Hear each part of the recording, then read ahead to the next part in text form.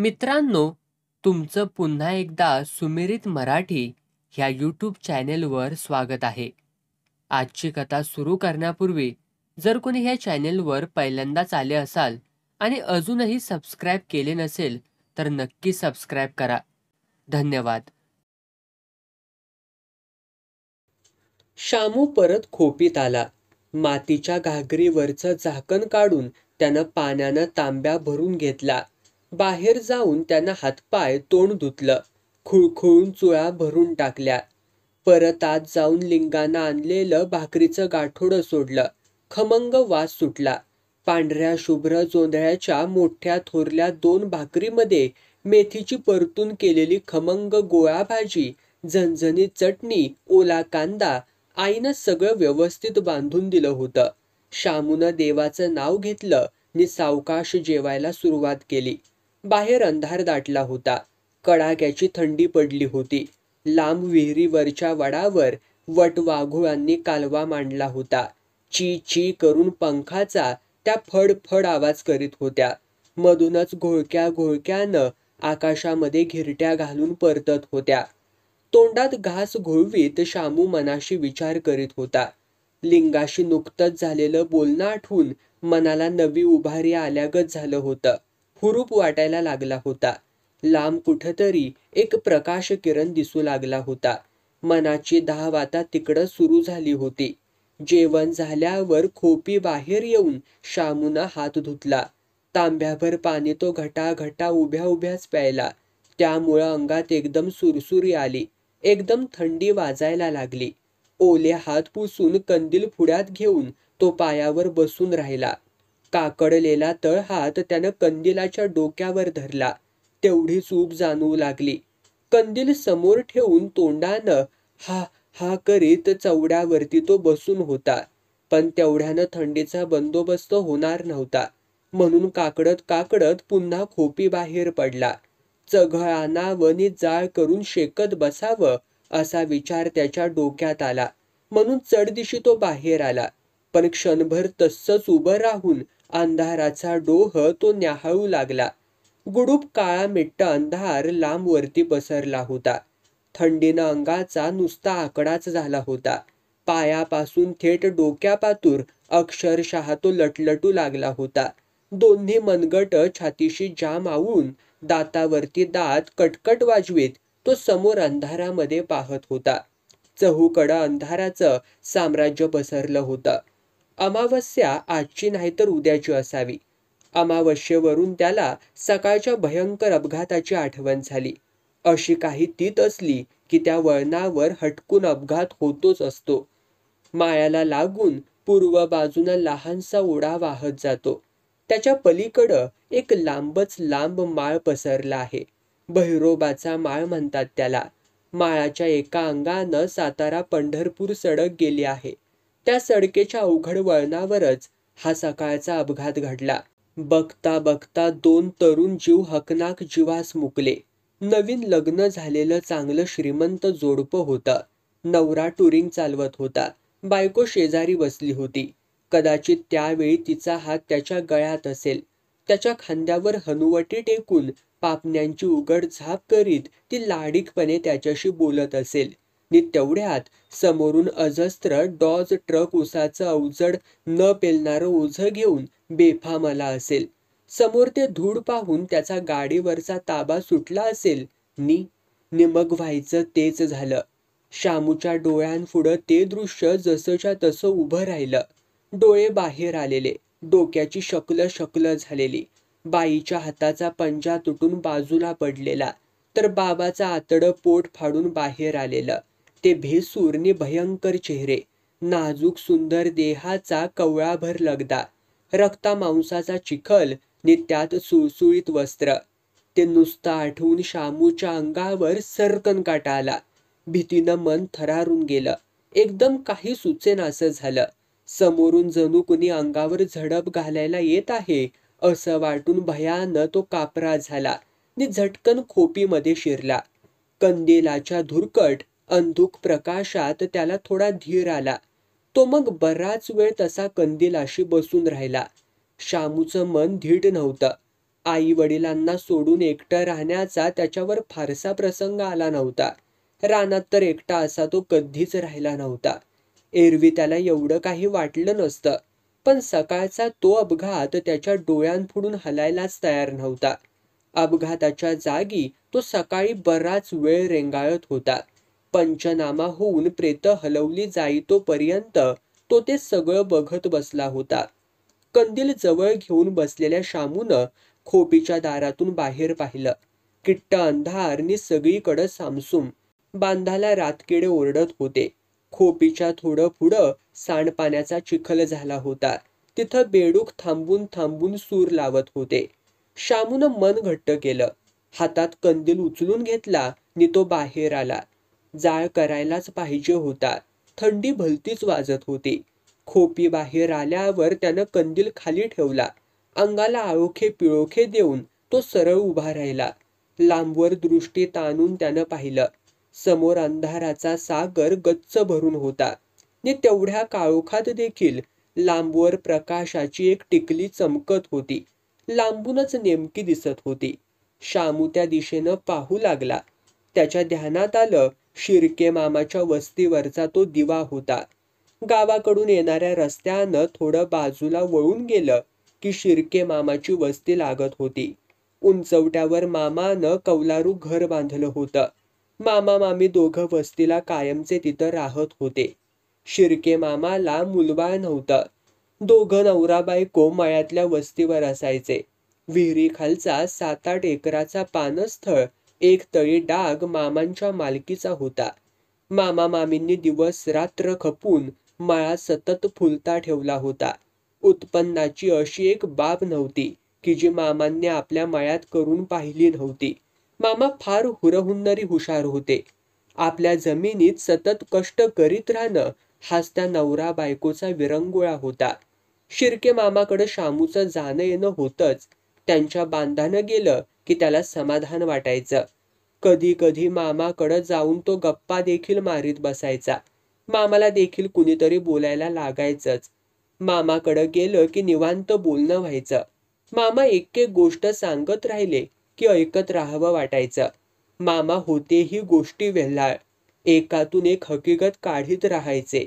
त्यांचं एकदा बोलणं सुरू झालं की मग वेळ कधी आणि कसा गेला ते कळायचं देखील नाही. मामीनंच येऊन मग मध्येच म्हणावं, "अव जाऊ द्या त्याला, किती वेळ बसवून ठेवलायसा? त्याच्या आयतकडं वाट बघत असल त्याची." त्यावर मामानं मिश्किलपणे हसून म्हणावं, "आई कशाला वाट बघती? तो काय आता लहान हाय व्हय, पदराखाली घ्यायचं." यावर मामा मामी दोघं हसायचीत. शामूला ते आठवलं. त्याला वाटलं, बरं झालं, मामाच्या वस्तीवर दिवा दिसतो आहे. त्यांच्याकडं जावं. जमलं तर मामालाच इकडं घेऊन यावं. बांधाला शेकोटी पेटवावी. दोघांनी शेकोटी भोवती बसून गप्पा कराव्या. वेळच्या वेळ जाईल. थंडी वाजायची नाही. सोबत झाल्याने राखण पण झाली. शामू ताट उभा राहिला. त्यानं पुन्हा एकदा मामाच्या वस्तीवर लुकलुकणाऱ्या दिव्याकडं पाहिलं. त्याचा विचार आता पक्का झाला. खाली वाकून त्यानं कंदील उचलून घेतला नि सरळ तो मामाला बोलावण्यासाठी त्यांच्या वस्तीवर निघाला. शामू बांधानं खाली उतरून गावाकडून आलेल्या रस्त्याला लागला. रस्त्यानं थोडं चालून गेल्यावर परत उजव्या हाताला वळला. डगर चढून शिर्के मामाच्या वस्ती पुढं आला. कुत्रबित्र अंगावर येईल म्हणून तो सावधपणे मागं पुढं पाहत अंगणातून पुढं गेला. वस्तीवर सगळाच शुकशुकाट होता. आढ्याला टांगून ठेवलेला कंदील दुखणेकऱ्यागत उगी मिणमिणत होता. तो पुढं सरला तसं वैरणीच्या गंजीशी मुटकुळं होऊन पडलेलं कुत्रं पडल्या पडल्याच गुरगुरलं, पण लगेच शेपूट हलवून गप्प पण झालं. कधी कधी वस्तीवर येणाऱ्या शामूची त्याला ओळख पटली होती. "हा, झोपलं का काय मामा?" असं स्वतःशीच पुटपुटत शामू वस्तीच्या बंद दाराशी आला. त्यानं दाराशी उभं राहून इकडं तिकडं पाहिलं नि मग हळूच दारावर थाप टाकली. हलक्या आवाजात तो हाका मारू लागला, "मामा, अव हो मामा." "कोण हाय?" आतून कुणीतरी विचारलं. आवाज मामीचा नव्हता, दुसऱ्याच कुणा मुलीचा होता. शामू बंद दाराकडं पाहत उभा होता. कपड्यांची सळसळ व पाठोपाठ हातातल्या काकणांचा आवाज दाराशी आला. कोण हाय त्या? पुन्हा आतून विचारलं. त्या आवाजामध्ये कंप होता, गोडवा पण होता. बारीक घुंगरू खुळखुळल्यागत शामूला वाटलं. कुणी अनोळखी पोरगी आतून विचारत होती, कोण हाय? शामू क्षणभर घोटाळला. मग स्वतःशीच पुटपुटल्यागत म्हणाला, मामा हायती का? मी शामू, वरच्या वस्तीवरचा. आतून घातलेली कडी निघाली. दार उघडलं गेलं. शामूनं हातातला कंदील वर उचलला. डोक्यावरचा पदर सावरीत 15-16 वर्षांची ठसठशीत बांध्याची मुलगी समोर उभी होती. शामूला दारात उभा पाहून ती किंचित मागं सरली. मामा नाही ती घरात. शामूनं कंदिलाच्या उजेडात दिसणाऱ्या तिच्या सुंदर चेहऱ्याकडं पाहत विचारलं. त्याच्या नजरेला नजर न देता तिनं पहिल्यांदा खाली बघितलं नि मग मान हलवीत म्हटलं, नाही ती. हा, कुठं गावाला गेलं का काय? बरं, मग जातो माघारी, शामू म्हणाला. तो जायला वळला. काय काम होतं का? पदराचं टोक बोटाभोवती गुंडाळत अर्धवट शामूकडं पाहत तिनं विचारलं. तसं काही काम नव्हतं, जातो मी, असं म्हणून शामू परत फिरला. शामूला एकदम आठवलं, अरे ही तर मामाची भाची, धाकट्या बहिणीची पोरगी. बरोबर, तीच ती. सुमन तिचं नाव. बरोबर आठवलं. माग एकदा मामाकडं आली होती, लहान होती त्यावेळी. होती परकरी, आता केवढी मोठी झाली. माग आली त्यावेळी बोराचे दिवस होते. शामूला नेमकं आठवलं. त्यांच्या बांधाला एक आंबट, तुरट, चिंगळ्या बोराचं झाड होतं. त्याच्या खाली येऊन ती एकदा बोरं वेचत होती. परकराच्या ओच्यात एक साठवत होती. आपण येऊन तिला सांगितलं, ही बोरं चांगली नाहीत. पुढं आडव्या बांधाला दुसरं एक झाड आहे, त्याची चांगली आहेत. ती म्हणाली, कुठं? दावा बघू. य माझ्या माग. पुढं होत आपण म्हटलं. ती मागून आली. झाडावर चढून आपण ढाळी हलवली. खाली बोरांचा सडा पाडला. ती खुश झाली. ओचाभर बोरं घेऊन ती आनंदानं निघाली. जाता जाता थांबून तिनं विचारलं, तुमचं आहे हे वावर? हो. ओच्यातलं एक टपोरं बोर तोंडात टाकून ती हसली. बांधानं निघून गेली. शामूला एकूण एक गोष्ट आठवली, जशीच्या तशी. आता तो हातातला कंदील हलवीत डगर उतरून बांधाच्या रस्त्यानं निघाला. त्याची लांबवर पडलेली सावली त्याच्याबरोबर चालू लागली. बांधानं गवत उंच वाढलं होतं. मधून मळलेली पाऊलवाट गेली होती. बाजूला वावरात मामाचा शाळू उभा होता. मंद वाऱ्यानं मस्त गहिरा वास नाकात शिरत होता. शामू गावाकडून आलेल्या रस्त्याला मिळण्यासाठी बांधानं खाली उतरणार तेवढ्यात बाजूच्या उभ्या पिकात त्याला खसफस आलेली ऐकू आली. तो एकदमच दचकला. जागच्या जागी थांबला. त्याचं काळीजच हललं. हातातला कंदील उचलून त्यानं आवाजाच्या दिशेनं पाहिलं. उभं पीक पाडत कुणीतरी सर पुढं निघालं होतं. शामूच्या छातीत धस्स झालं. इतक्या झपाट्यानं पिकातून कोण पळत गेलं? थरथरत्या हातानं त्यानं कंदील वर केला. डोळे फाडून त्या दिशेला पाहिलं, पण नीटसं काहीच दिसलं नाही. तसं मन खंबीर करून बांधावरून तो खाली वावरात उतरला. कंदिलाच्या उजेडात निरखून पाहू लागला. मग त्याच्या ध्यानात आलं, कुणाचा तरी खोंड मोकाट सुटून पिकात शिरला होता. उभ्या पिकाची त्यानं नासाडी चालवली होती. आता हे खोंड रात्रभर असंच मोकळं राहिलं तर सोन्यासारख्या पिकाची ते धूळधान करून टाकणार. ते हाय तरी कुणाचं ते पाहिलं पाहिजे. शामू तसाच माघारी वळला. भराभरा पळत मामाच्या वस्तीवर आला. दारापुढं येऊन त्यानं दारावरती थाप मारली. सुमन उठून आली. तिनं दार उघडायच्या आधी आतून विचारलं, कोण हाय? मी शामू, दार उघडा जरा. सुमननं दार उघडलं. ती शामूकडं पाहू लागली. तुमचं खोंड हाय का बघा दावणीला? शामूनं विचारलं. का व्ह? खालच्या वावरात पिकात शिरलं हाय खोंड. तुमचंच का काय ते? सुमनच्या आत्ता लक्षात आलं. ती घाबरून म्हणाली, आता आमचं सुटून गेलं का काय खोंड म्हणायचं? बघा तरी दावणीला पहिलं, शामू म्हणाला. दारातून तो बाजूला झाला तशी सुमन बाहेर आली. बाजूच्या गोठ्याकडं लगबगीनं ती वळली. शामू हातातला कंदील तिला दाखवत तिच्या मागून गेला. गोठ्यात दावणीला बैल होते, म्हैस होती. खाली बसून शांतपणे सगळी जनावरं रवंथ करीत होती. चाहूल लागल्याबरोबर त्यांच्या माना वळल्या, डोळे लुकलुकले. खोंडांचा खुंटा मात्र मोकळा होता. दाव तोडून खोंड पसार झालं होतं. बघितलं, खोंडच गेलं की दाव तोडून. सुमन हनुवटीखाली उजव्या हाताची मूठ धरून म्हणाली. शामू तुटक्या दाव्याकडं पाहत म्हणाला, भलतंच रगेल दिसतंय. तर व रगेल म्हणजे असं तसं आहे वैद्य, कुणाला बी जवळ येऊ देत नाही का कुणाला दाव लावू देत नाही आणि अगदीच दाव तोडल्या बिगर राहत नाही. कसं ग बाई आता या खोंडाचं करायचं? मामा नसायला आण. सुमनला मध्ये चढवीत शामू म्हणाला, काही काळजी करू नका, आपण लावू दाव त्याला. कसलाही रगेल मारका बैल असू द्या, मी धरतो बघा अटकळीनं त्याला. तुम्ही कुठशीक पाहिलंसा हो त्याला? हिथं खालच्या वावरात तर. अजून तिथंच कुठेतरी असल त्या. शामूनं हात उचलून दाखवलं. चला तर मग, चढदिशी जाऊ नाही तर तिथून आणखी कुठेतरी उलथायचं. सुमन घाईघाईनं म्हणाली, मला एक दाव घेऊ द्या आणि तुम्ही नुसतं कंदील घेऊन माझ्याबरोबर चला, मग बघतोच त्याच्याकडं. गोठ्यात दाव्यासाठी इकडं तिकडं बघत शामू म्हणाला. बाजूच्या भिंतीतल्या खुंटीला दाव्याची गुंडाळी होती. शामूनं हातातला कंदील खाली ठेवला. त्यानं हात वर करून खुंटीचं दाव काढून घेतलं. दुमतं करून खांद्यावर तस्सच टाकून तो म्हणाला, चला आता. सुमननं आता कंदील उचलला. गोठ्यातून ती बाहेर आली. तिच्या मागोमाग शामू पण आला. थांबा, घर लावून घेते, असं म्हणत सुमन लगबगीनं घराच्या दाराकडं वळली. बाहेरून दार ओढून घेऊन तिनं कडी लावली नि परत ती शामू जवळ आली. घरात तुम्ही एकट्याच होता? शामूनं विचारलं. तिनं नुसतीच मान हलवली. मामी पण नाहीत? नाही, मामा मामी दोघं बी बाजाराला गेल्या ती म्हस घ्यायला.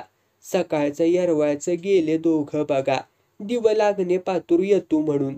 त्यांचा अजून सुद्धा पत्त्या नाही. मी आपली बसल्या वाट बघत एकली भूतासारखी. दाराला आतून कडी घातल्याने बसल्या आपली आत. सुमन म्हणाली.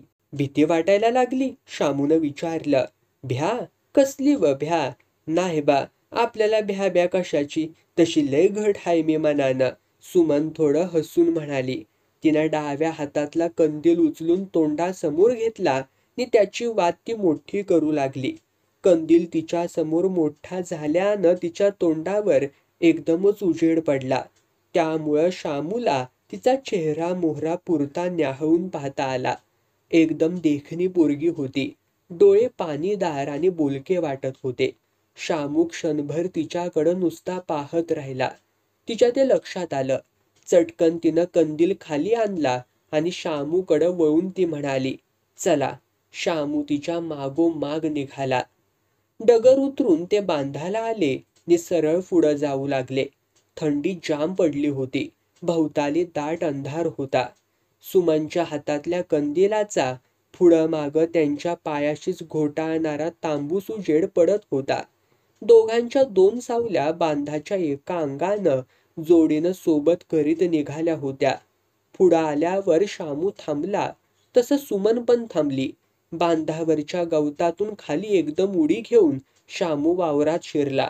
सुमन म्हणाली, अंधारात नगासा जाऊ, कंदील घ्या की हाताशी. ती पण बांधावरून खाली उतरली. तिच्या हातातला कंदील शामूनं घेतला. कंदील घेताना नकळत तिच्या बोटाचा स्पर्श शामूच्या हाताला झाला. त्या सरशी त्याचं अंग मोहरून आलं. तिला देखील तो स्पर्श जाणवला. चटकन बाजूला सरली. शामूनं कंदील उचलून पिकात पाहिलं. हे बघा, ह्या असं खोंड हिथून शिरलं या. सुमनला तो दाखवू लागला. ते राहील वय असं एका जागी. सुमन पीक न्याहाळून पाहत म्हणाली, कसलं ते बिरकी हाय, कवाच हिथून पसार झाला असल. सुमनचं म्हणणं खरं होतं. शामू म्हणाला, आडव्या बांधानं आपण पुढं जाऊया. वावरातून तो चालू लागला तसं सुमन पण त्याच्या मागोमाग निघाली. आडवा बांध आल्यावर ते बांधाला आले. बांधाच्या मधून पडलेल्या पायवाटेनं डावीकडे वळले. कंबरभर उंच गवतातून जाताना भीती वाटत होती. अंगाला थंडी झोंबत होती. हुडहुडी भरत होती. अशा या रात्रीच्या येळेला शामू हातात कंदील घेऊन पुढे चालला होता, तर सुमन त्याच्या पावलावर पाऊल टाकून मागून येत होती. फारशी ओळख देख नसलेली पोरगी अशी आपल्या पाठीमागून मुकाट्यानं येत असल्याचं पाहून शामू मनातून सुखावला. तो मधून मधून मागं वळून पाहू लागला. सुमननं डोक्यावरचा पदर अंगाभोवती घट्ट लपेटून घेतला होता. पदराच्या आतून दोन्ही हातांची घडी छातीशी घट्ट धरली होती. थंडीने ती चांगलीच गारठली होती. कंदिलाच्या हलत्या प्रकाशात तिचा चेहरा मोहरा मोठा, गोड आणि आकर्षक वाटत होता. चाल डौलाची होती. आडव्या बांधानं पुढं आल्यावर त्यांनी थांबून पाहिलं. खोंडाची चाहूल तिथं पण लागत नव्हती. खालच्या वावरातून ते पुढंच गेलं असलं पाहिजे. शामू क्षणभर उभा राहिला. त्यानं नजर पोचत होती तिथपर्यंत पाहिलं. सुमन पण पाहत होती. शामूनं मग काहीही न बोलता नुसतीच मान हलवली. त्यानं सुमनकडं पाहिलं. खालच्या वावरात शिरलं का ते बघू, ती म्हणाली. शामू पुढं निघाला. मागून सुमन येत होती. एका वावरातून दुसऱ्या वावरात आणि दुसऱ्यातून तिसऱ्या वावरात असं करीत दोघं शिवारभर हिंडत राहिले. खोंडाचा मागमूस मात्र लागत नव्हता. वारं प्यायल्यागत ते कुठं भरकटलं होतं. अंदाजानं खोंडाचा माग घेत शामू पुढं चालला होता. थोडं पुढं गेलं की थांबून पाहत होता. हातातला कंदील उंचावत होता. बांधाच्या रस्त्यानं पुन्हा पुढं सरकत होता. कुठं काळ केलं मुडद्यानं कुणास ठाऊक. सुमन स्वतःशीच पुटपुटली. आता असं करू, ओढ्यात एकदा उतरून बघू. तसंच अंतू माळ्याच्या उसाला एखाद्या वेळी लागला असल तर ते बी कळेल, शामू म्हणाला. अंतू माळ्याचा ऊस कुठशी आला व्ह? हे काय समोर तर. ओढा उतरून थोडं खालच्या अंगाला गेलं की अंतू माळ्याचा ऊस लागतो. ओढ्याच्या त्या अंगाला, शामूने हातवारे करत सांगितलं. मला कायच माहिती नाही हितली, सुमन म्हणाली. तुम्ही आलाय कधी इकडं तेव्हा तुम्हाला माहिती असावी, शामू हसून म्हणाला. व्हय, मामाकडं मी लय दिसांनी आल्या. 7-8 वर्ष झाली तर बघा मागं आले होते त्याला, सुमन म्हणाली व गप्प झाली. शामूला वाटलं मागची आठवण तिला आलेली दिसते, म्हणून बोलायची थांबली. पुढं आणखी ती काही बोलेल म्हणून शामूनं वाट पाहिली, पण तिनं तो विषय अर्ध्यावरच सोडून दिला. शामू पण मग त्याबद्दल अधिक काही बोलला नाही. त्यानं फक्त वळून एकदा तिच्याकडं पाहिलं. त्याच्या मागून ती येत होती. तिथं तेवढं बघूया आणि मग नादच सोडून देऊया, शामू म्हणाला. व्हय, कुठं रातचं फिरत राहायचं, सुमन पण म्हणाली. ते दोघं आता ओढ्यात उतरले. शांत वेळ असल्यानं खडकाळीतून पाण्याची धार वाहत होती. तिचा एकसुरी चाललेला आवाज कानावरती येत होता. वाळू तुडवून ते पाण्यापर्यंत पोहोचले. शामूनं हातात वाहना काढून घेतल्या. सहजच त्यानं सुमनकडं वळून पाहिलं. तिच्या पायात काही नव्हतं. तसं तो कळवळून म्हणाला. आरारा, तुमच्या पायात काहीच नाही वाटतं. मी बघितलंच नाही इतका येळ. घालायचं हो काहीतरी. अंधारातून काट्या कुट्यातून चालूया नव्ह आपण. मनात आलं ते शामू सहजच बोलला. तेवढ्यात सुमन काहीशी भारावून गेली. घोट्या एवढ्या पाण्यातून जाताना चुबुक चुबुक असा आवाज झाला. कडेला आल्यावर शामूनं सुमन पुढं आपल्या वाहना टाकल्या. घाला तुम्ही, मला नसल्या तरी चालते आली, तो म्हणाला. अव नग, कशा पायी? चालत्या की मी तशीच. घाला तुमचं तुम्ही पायतान, सुमन संकोचून म्हणाली. ती शामूची चप्पल घालायला तयार नव्हती. घाला घाला तुम्ही, ऐका की व्ह माझं, शामूनं हट्टच धरला. तिच्यासाठी वाहना तशाच ठेवून तो अनवानी पुढं निघाला. सुमनचा नाईलाज झाला. तिनं लाजत लाजत शामूच्या चपलेत पाय सरकवले. ते तिच्या पायाला ढगळ झाले. पायाला ते थोडे रुतत पण होते. तरी तसेच ते घालून शामू मागून ती निघाली. वाळू तुडवून ओढ्याच्या कडेला ती दोघं आली. नि बाजूंच्या झुडपात कुणीतरी खाकरलं. शामू जागच्या जागी थांबला. सुमन पण थांबली. दोघांनी एकमेकांकडं पाहिलं. या अशा रात्रीचं झुडपात कोण असावं? खाकरण्याचा आवाज आला. त्या दिशेनं दोघं पाहत उभे राहिले. कोण रत्य? दटावणीच्या आवाजात झुडपाआडूनच कुणीतरी ओरडलं. शामूनं घाबरून हातातला कंदील वर करून पाहिलं. पांघरुणात जाम गुरफटलेला अंतुमाळी झटकन पुढं आला. बघू कोण हाय त्य, असं म्हणून शामूच्याच हातातला कंदील जवळ हिसकून घेऊन अंतुमायानं तो वर उचलला. एकदा शामूच्या तोंडासमोर धरला, दुसऱ्यांदा सुमनच्या तोंडावरती उजेड पाडला. तिचा चेहरा न्याहाळून पाहिल्यावर कडवटपणे हसत तो म्हणाला, हा कोण र ही? शाम्या लेका कोण आहे र ही पोरगी? अंतुमायाच्या या माऱ्यानं शामू आणि सुमन दोघं गांगरून गेले. ते त्याच्या अवताराकडं पाहतच राहिले. अंतुमायाला चेव चढला. तो म्हणाला, काय शामराव, अवा आईच्या पदराड या वक्ताला तुम्ही झोपायचं ते सोडून ही काय भानगड लावल्यासा व?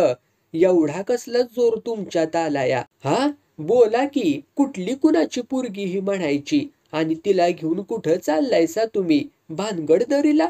शामूला कळना ह्या अंतुमायाचं तोंड कसं आवरावं. गांगरून जाऊन तो जागच्या जागी नुसताच चुळबुळत राहिला. काय ग ये, कुणाची आहेस ग तू? अंतुमायानं सुमनकडं आता मोर्चा वळवला. सुमन बिचारी घाबरून गेली. प्रयासानं ती गळ्यातल्या गळ्यात हुंदका दाबून धरीत होती. आता केव्हा रडू कोसळेल असं तिला झालं. शामू हादरला. मनानं कमकुवत असलेला तो तरुण पोरगा डगमगला. त्याचं अंग लट कापू लागलं. काय र ये साजिंद्या, बोल की र. बोलायला तोंड दिला आहे नव्ह का देऊ ठेवून 2 कानसुलात? व्हय र, अंतुमायाची मजल हितपर्यंत गेली? तसं रडकुंडीस आलेला शामू म्हणाला, म्या काय केलं? तू काय केलं? अंतूनं शामूचा दंड पकडला. थांब तुला सांगतो तू काय केलंस त्या. चल मुकाड्यानं, चल माझ्या बरोबर.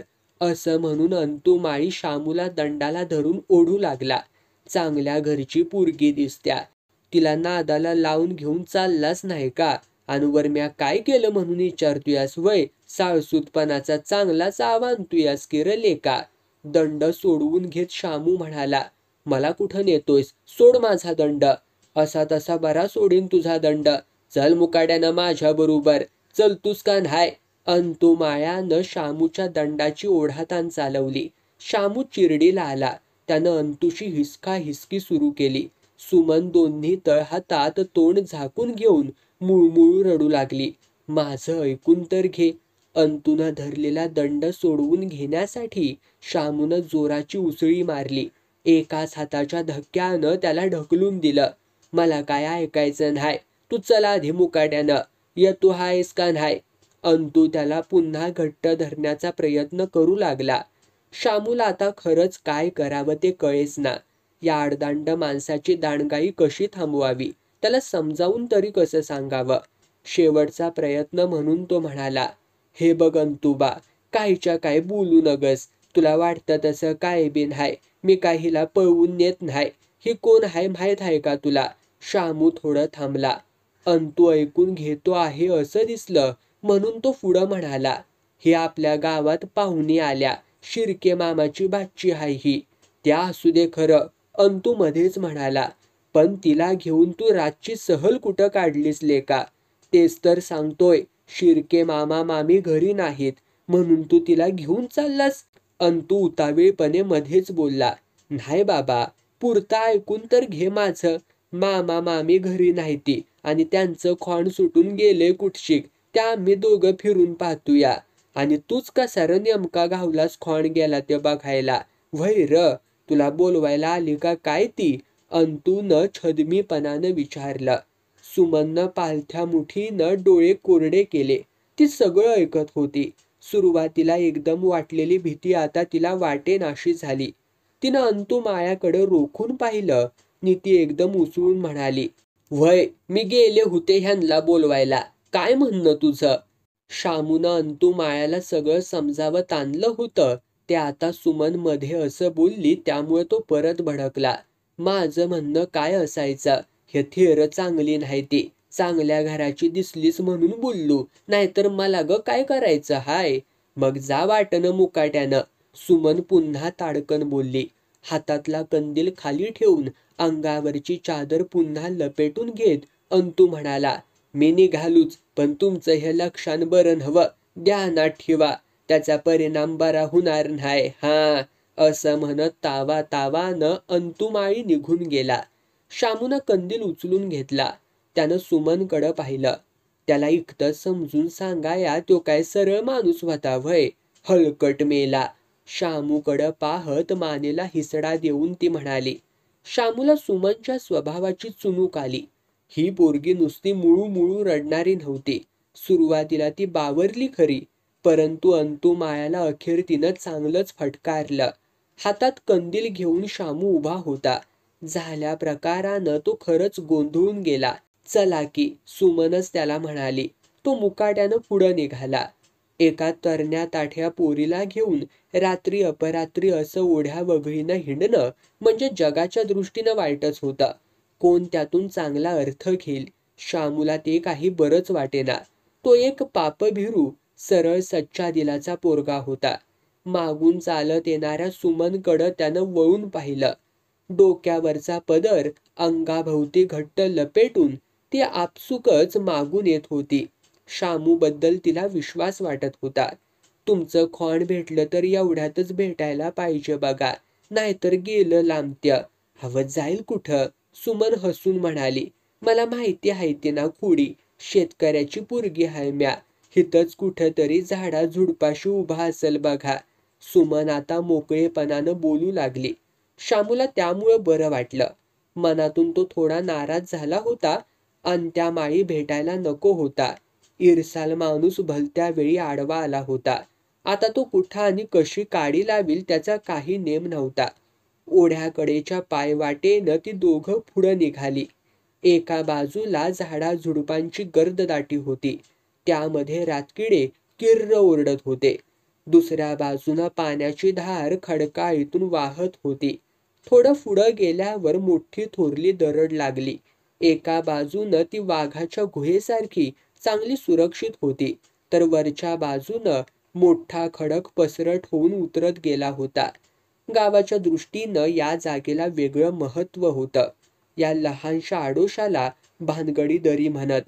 गावातली बरीच लफडी कुलगडी हिथंच चालायचीत.